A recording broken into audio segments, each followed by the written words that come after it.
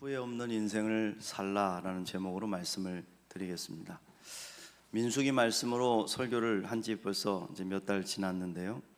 이제 거의 마무리 단계에 접어들었습니다. 저는 이제 민수기 말씀으로 설교를 작성하는데 한계에 부딪혔습니다.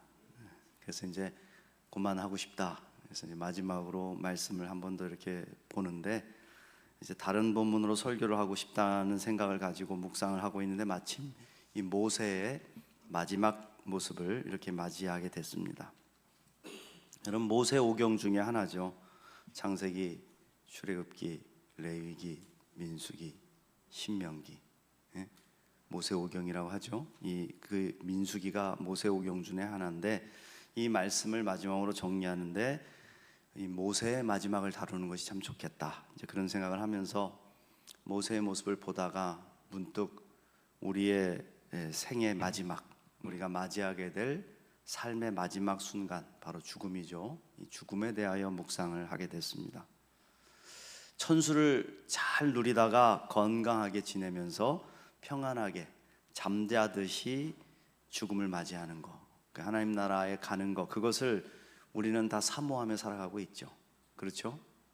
누구라도 뭐 고생하고 병원에서 막 엄청난 고통을 당하다가 그렇게 죽음을 맞이하고 싶지는 않을 겁니다. 그런데 이게 맘같이 쉽지 않다는 게 문제죠. 요즘 불의의 사고로 생명을 잃게 되는 일들이 많이 발생하고 있습니다.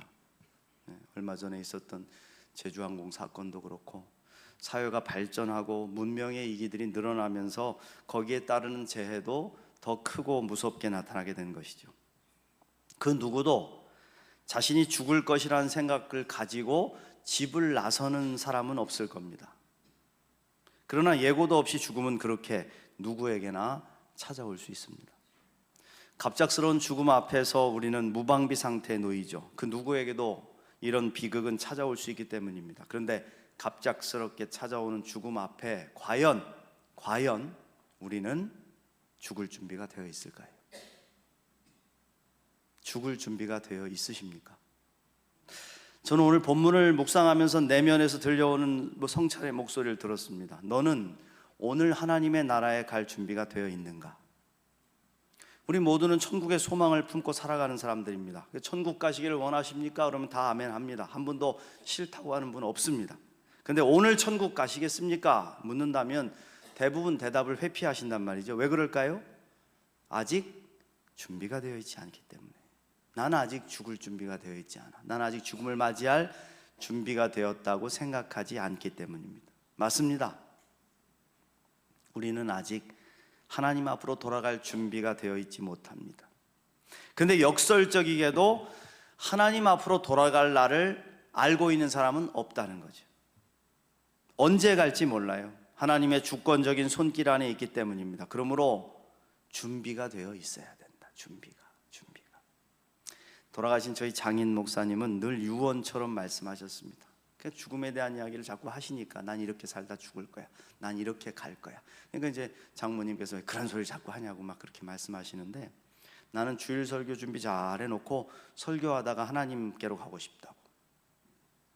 난 불꽃처럼 살고 가고 싶다고. 난 이게 병원에서 이렇게 쓰러져 죽고 싶지 않다고 그렇게 맨날 말씀하셨거든요. 그런데 정말 그렇게 살다 가시더라고요. 69세 때 토요일 오전입니다. 설교 준비를 잘 맞춰놓으시고 그땐 다 손으로 쓰셨는데 손으로 필기한 설교 노트가 이렇게 만들어져 있고 그리고는 목욕을 싹 하시고 여보 나 좀 피곤해서 잠깐 들어놓을게요. 그리고 누우시고 그 길로 그냥 잠자듯이 가셨습니다. 총장에 남은 잔고도 87,500원. 노인들에게 드리는 나라에서 나온 교통비가 전부였습니다. 저는 장인 목사님이 돌아가시는 모습을 보면서 깨달은 바가 있습니다. 준비된 죽음을 맞이하려면 평상시에 입술로 내가 죽을 모습을 잘 고백해야 되겠구나. 에이구 냅둬요 나이대로 살다 죽게 뭐 이런 거 여러분 좋은 모습 아니죠. 자기 스스로의 죽음을 우리는 살 권세도 있고 또 나의 죽음을 건강하고 아름답게 죽을 권세도 있는 거예요. 아멘? 그러니까 내가 죽을 모습을 입술로 잘 고백하고 있어야 된다. 그 고백한 대로 돌아갑니다. 사랑하는 성도 여러분, 죽음에 대하여 진지하게 고민해 보시고 정말 여러분들이 하나님께로 돌아가게 될 모습을 믿음으로 고백하며 살아가시길 축복합니다. 우리가 깨어서 적극적으로 준비하지 않으면 갑작스럽게 찾아오는 죽음과 이별 앞에 당황할 수밖에 없어요. 저는 오늘 말씀을 준비하면서 후회 없는 삶을 살아가기 위해서, 우리가 죽음 앞에 후회 없기 위해서 살아가야 할 삶의 원칙, 어떻게 살아가야 될 것인가에 대한 삶의 원칙을 몇 가지 살펴보려고 합니다. 은혜가 되시길 축복합니다. 자, 후회 없는 인생을 살기 위한 첫 번째 원칙, 혈기 부리고 살지 말라. 혈기 부리고 살지 말라. 분노와 혈기 부리는 일은 우리 인생을 언제나 마이너스 인생으로 만들어 버립니다. 혈기와 분노는요, 우리 삶의 모든 공든 탑을 다 무너뜨려 버리는 사단의 도구입니다. 화가 나서 미치겠네, 견딜 수가 없다, 막 마음이 불타는 것 같다, 이 분노가 끓어오른다. 근데 그걸 견디지 못하면 결국은 어떻게 고백합니까? 내가 그때 조금만 더 참을걸, 그때 왜 그랬을까? 그런 후회 다 해보셨을까요? 오늘 말씀에서 모든 사역을 마무리하고 하나님 앞으로 돌아가게 될 모세의 모습이 나오고 있습니다. 모세는 이스라엘 민족의 반역과 원망을 온몸으로 품고 기도로 품어내면서 가나안 땅 목전까지 이끌었던 정말 위대한 지도자입니다. 모세 같은 지도자가 없어요. 모세만큼 성실하게 사역을 감당한 주의 종이 또 있겠습니까? 그런데 가나안 땅을 바로 목전에 두고 2차 인구조사를 또 잘 마친 다음에 하나님께서 모세에게 명령을 내리십니다. 아주 모진 말씀이죠. 사역을 정리해라. 너 돌아갈 때가 됐다. 준비해라. 자, 12절 말씀부터 보시면 여호와께서 모세에게 이르시되 너는 이 아바림 산에 올라가서 내가 이스라엘 자손에게 준 땅을 바라보라. 본 후에는 내 형 아론이 돌아간 것 같이 너도 조상에게로 돌아가리니 이는 신광야에서 회중이 분쟁할 때 너희가 내 명령을 거역하고 그 물가에서 내 거룩함을 그들의 목전에 나타내지 아니하였음이니라.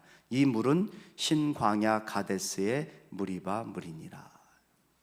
하나님은 모세에게 네 형 아론이 돌아간 것 같이 너도 조상에게 돌아가게 될 것이다, 그렇게 말씀하죠. 모세는 하나님의 명령을 듣고 아바림 산에 올라갔어요. 올라가서 이스라엘 백성들이 들어가게 될 가나안 땅을 바라보고 또 바라봤습니다.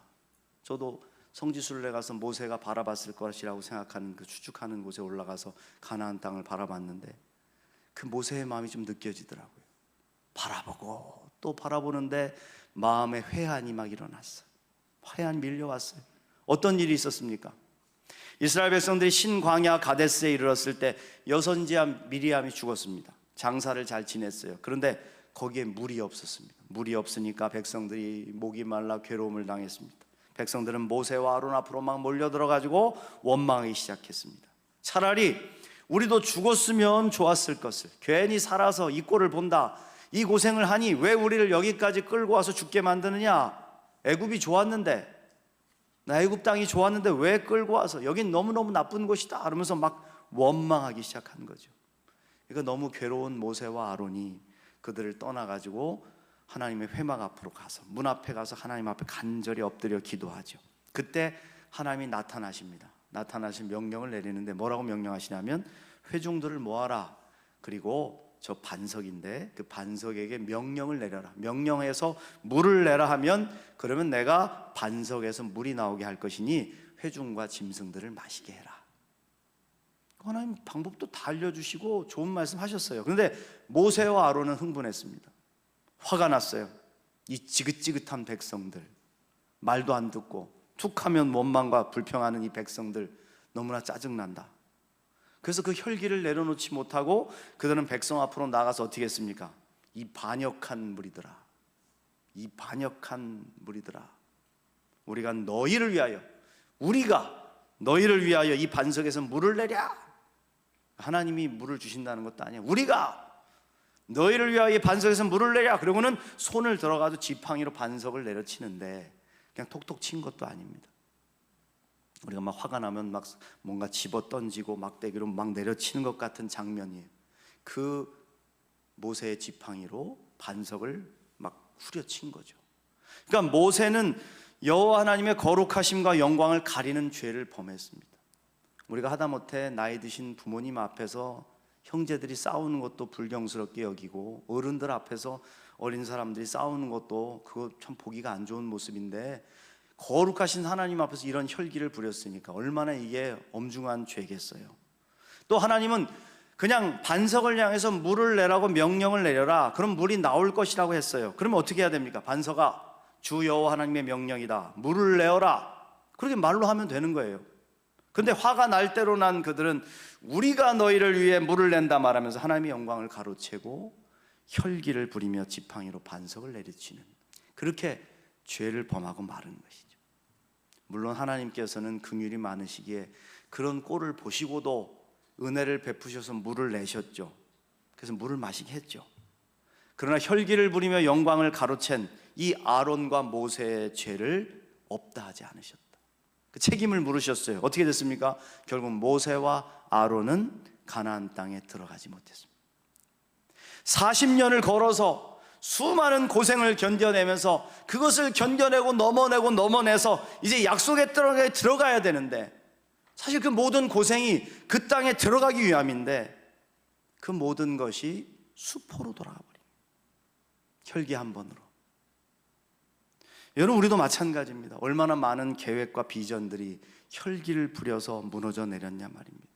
혈기를 부려 하나님의 영광을 가리고, 혈기 부려서 인간관계가 깨지고, 혈기를 부려서 심혈을 기울여 온 사역들이 나 안 한다고, 당신 같은 사람하고 안 만난다고, 끝이라고, 그렇게 물거품이 되지 않냐 말입니다.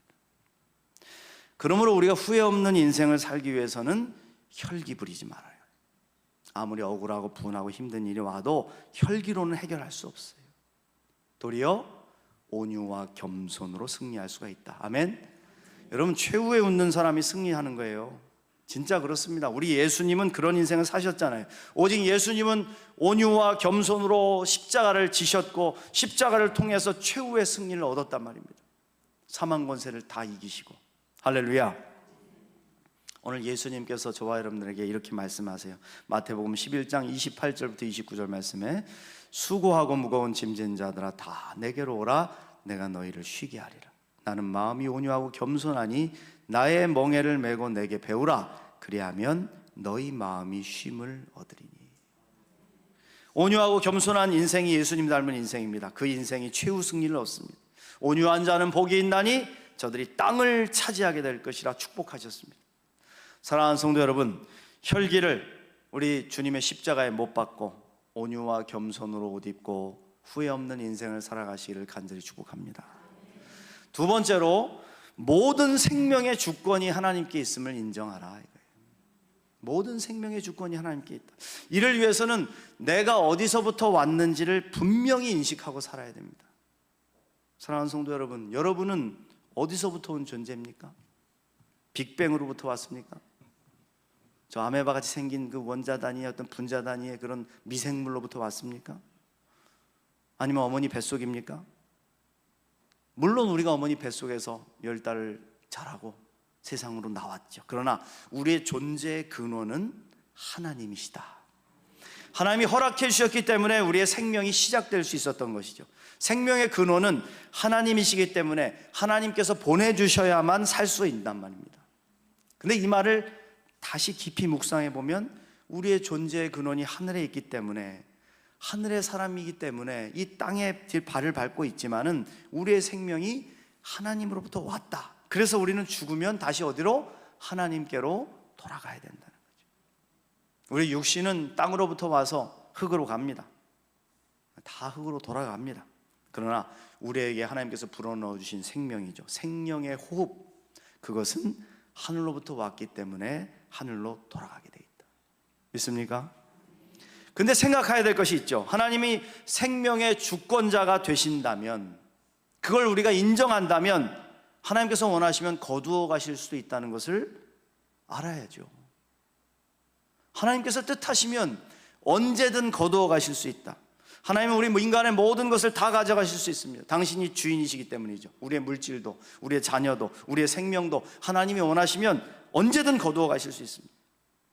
그래서 평상시에 이 사실을 분명히 깨닫고 인정하고 사는 사람들은 하늘로 돌아갈 준비를 할 수가 있는 거예요. 그래, 내 존재의 근원이 하늘로부터 왔고 하나님이 보내주신 거 오늘 기쁨으로 살다가 주님이 부르시면 언제든 가야 되는데 준비해야지. 언젠가 나를 부르시면 돌아가야지. 그러며 사는 것이죠.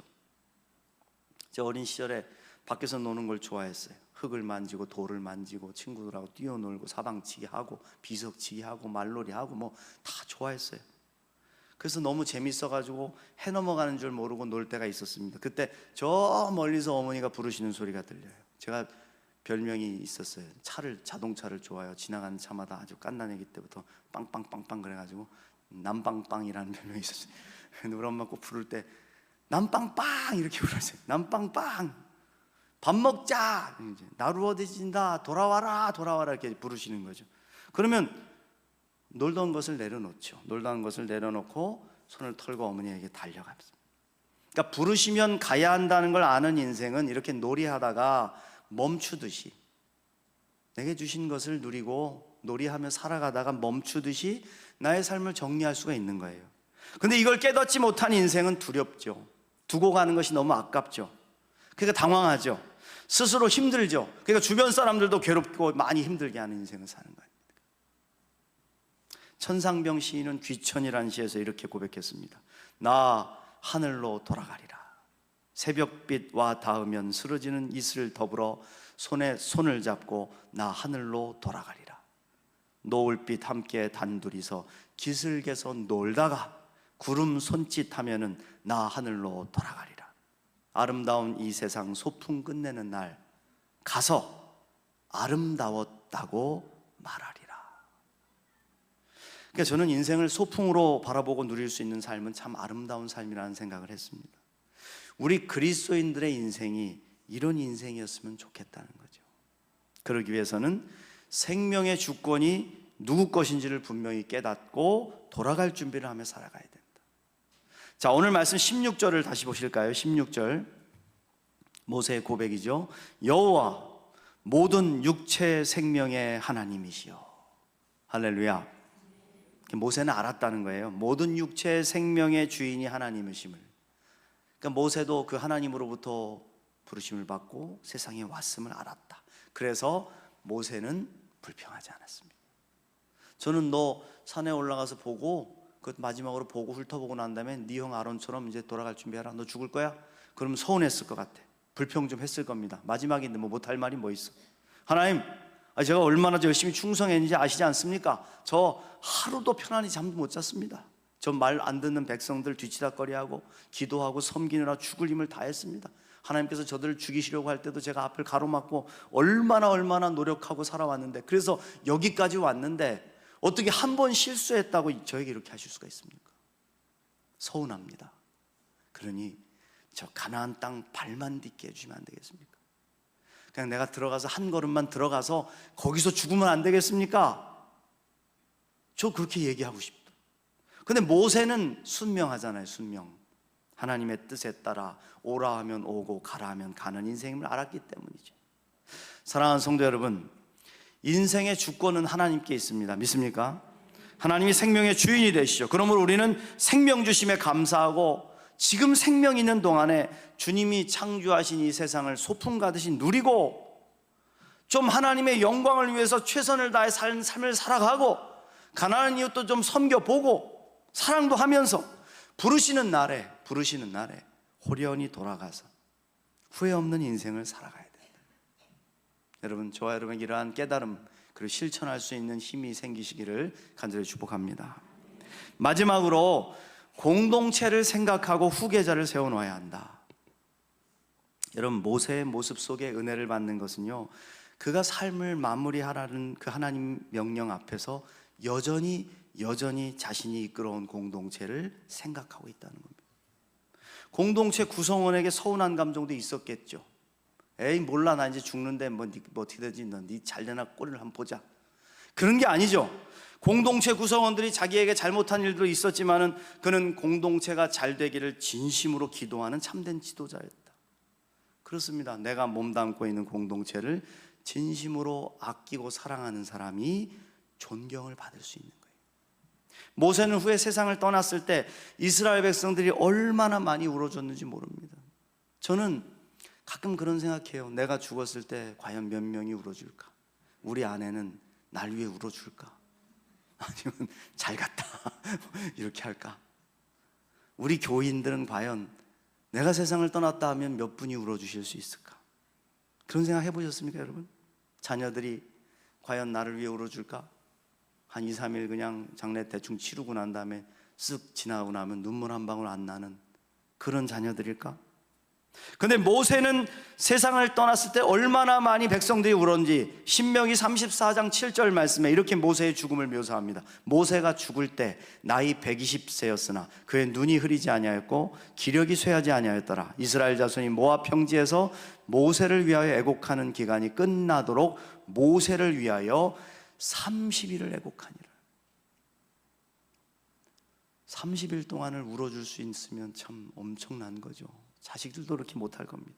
누구든지 사람이 떠나가고 나면 그 진가를 깨닫게 되는 것 같아요. 떠나고 난 후에 더 향기가 진동해서 그 인생을 흠모하고 담고 싶은 사람이 있고, 떠나고 난 후에 도리어 악취가 나서 다시 생각하고 싶지 않은 인생도 있을 거란 말입니다. 모세가 아름다운 것은 끝까지 공동체를 사랑하는 지도자였기 때문이죠. 자, 16절부터 보시면 여호와 모든 육체의 생명의 하나님이시여 원하건대 한 사람을 이 회중 위에 세워서 그로 그들 앞에 출입하여 그들을 인도하여 출입하게 하사 여호와의 회중이 목자 없는 양과 같이 되지 않게 하옵소서. 그러니까 자기가 떠난 후에도 여전히 하나님의 도우심과 은혜를 체험할 수 있도록 이 백성에게 좋은 지도자를 세워주십시오 하는 모세의 마지막 소원이었습니다. 사랑하는 성도 여러분, 모세처럼 여러분의 가정과 교회 공동체, 직장 공동체를 사랑하시기를 축복합니다. 무엇보다도 우리가 가지고 있는 신앙과 사역의 열매를 계승해 줄 수 있는 후계자를 세워야 된다. 아이고 뭐 네 보니까 나 아니면 되지도 않네. 니들 나 없으면 되나 봐라. 나 떠나가고 나면 어떻게 될지 뻔하다. 우리가 가지고 있는 이 신앙과 사역의 열매를 계승해 줄 수 있는 후계자가 세워져야 돼요. 그래서 모세는 여호수아를 일찍부터 후계자로 세우고 가르쳤단 말입니다. 그를 위해 기도해 주고 본을 보여주고 그의 권위를 위임해 줌으로써 자신이 없어도 여호수아가 이스라엘 백성들을 계속 이끌어갈 수 있도록 훈련시켜 준 거죠. 자, 18절부터 보시면 여호와께서 모세에게 이르시되 눈의 아들 여호수아는 그 안에 영이 머무는 자니 너는 데려다가 그에게 안수하고 그를 제사장 엘르아살과 온 회중 앞에 세우고 그들의 목전에서 그에게 위택하여 내 존귀를 그에게 돌려 이스라엘 자손의 온 회중을 그에게 복종하게 하라. 할렐루야. 그렇습니다. 후계자를 잘 세워가야죠. 신앙의 후계자, 사역의 후계자, 내 사업과 기업의 후계자를 키워내야 된다. 키워내야 된다. 그러니까 우리 예수님도 이 땅에 오셔가지고 제자 삼는 일을 하셨잖아요. 12명의 제자를 부르셨는데 그들과 함께 3년 동안 같이 먹고 자고 함께 사역하시면서 열심히 훈련시켜 주셨죠. 그러니까 예수님은 이를 위해서 하나님의 영이 머물러 있는 사람들을 찾아 나서셨잖아요. 기도하고 쭉 갈릴리 지방을 돌아가면서 제자들을 부르시는데 그들을 부르실 때 뭐라 합니까? Come and see. 와서 봐라. 와 봐라.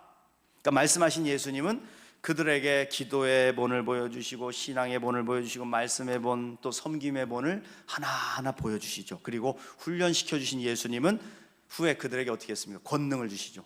내가 너희들에게 권능을 준다. 그래서 예루살렘과 온 유대와 사마리아와 땅끝까지 이르러 내 증인이더라. 이 땅에 하나님의 나라를 세워가라. 할렐루야. 저는 우리 예수님이 성공하셨다고 생각합니다. 비록 12명의 제자밖에 세우지 못했지만은 후에 그들이 이 땅에 예수 그리스도의 교회를 세우고 세상을 기독교의 위대한 역사로 뒤집어 놓는 역사를 이루었기 때문에. 할렐루야. 그래서 우리도 예수님처럼 제자를 세웠으면 좋겠어요. 가정에서 여러분들의 자녀들을 제자로 삼고 또 교회 공동체 안에서 여러분들이 잘하는 것들을 다음 세대에게 물려줄 수 있어야 되지 않겠습니까? 나보다 더 예수 잘 믿도록 가르치고 기도해주고 훈련해주고 또 자꾸 높여주고 권위를 부여해 줌으로써 우리가 떠난 후에도 신앙과 사역이 아름다운 열매를 계속 맺을 수 있도록 헌신해야 된다. 그러니까 우리가 신앙을 물려주지 못하고 제자 세우지 못해서 우리 양천교회가 이렇게 막 부흥하다가 나중에 한 10년 20년 지났는데 어디 있는지 흔적도 없대. 사라져버렸대. 그럼 얼마나 땅을 치며 후회할 일이겠습니까? 사랑하는 성도 여러분, 오늘 우리 말씀을 가슴에 새깁시다. 후회 없는 인생을 살기 위해서 우리의 혈기를 십자가에 못 박으시길 축복합니다. 온유와 겸손으로 최후 승리를 얻고 모든 생명이 주님께 있음을 기억하면서 소풍 가던 인생을 살아가시길 축복합니다. 그래서 주님이 부르시는 날 호련히 돌아가도 후회하지 않는 인생을 가꾸고 우리 가정과 교회와 사역의 공동체를 깊이 사랑하고 후계자를 세워놓으면서, 그래서 지금 하나님이 우리를 부르셔서 떠나가더라도 두려울 것이 없는, 후회될 것이 없는 아름다운 인생이 되시기를 주님의 이름으로 간절히 축복합니다.